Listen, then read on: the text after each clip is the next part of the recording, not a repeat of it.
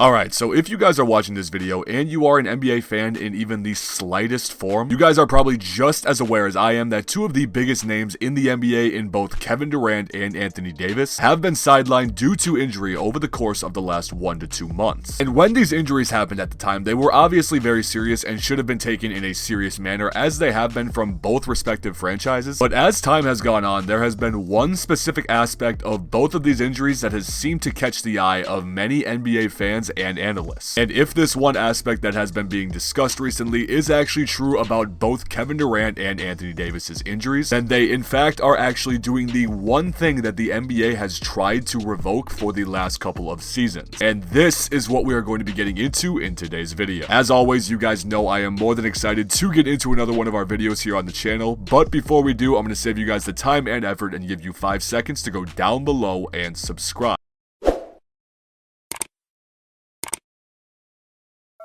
I've said it before and I will say it again, you guys. If you are a fan of the NBA and you have not subscribed to my channel yet, I truly do not know what you're doing, as we are coming out with brand new NBA content on a daily basis, you guys, covering trending topics, countdown videos, what ifs, pretty much anything you can think of regarding the NBA. So for any of you guys who do this for me and stick around, believe me, I appreciate it more than anything, you guys. Thank you so much. But without further ado, let's get into this video. Now, once again, I'm sure you guys are just as aware as I am that the NBA has been getting rocked by injuries over the course of the last couple of weeks. Just to name a few players sidelined by injuries that are big names in the NBA, we have players like Kevin Durant, Anthony Davis, LeBron James, Joel Embiid, LaMelo Ball, Steph Curry, Klay Thompson, Shai Gilgeous-Alexander. And you guys, these are just relatively the big name players that I felt like listing off for you guys. There are many more that I could use in this example, but to put it simply, yeah, the NBA is in a rough patch right now in terms of its players trying to stay healthy. As it has been mentioned many times previously by other analysts and people, that this could be due to the fact of having such a fast turnaround from the NBA bubble to this 2021 NBA season, but this discussion is for a different video. However, when we take this list of injured players in the NBA currently and we look at the top 2 that are mentioned in this video in both Kevin Durant and Anthony Davis, it seems that people have been starting to question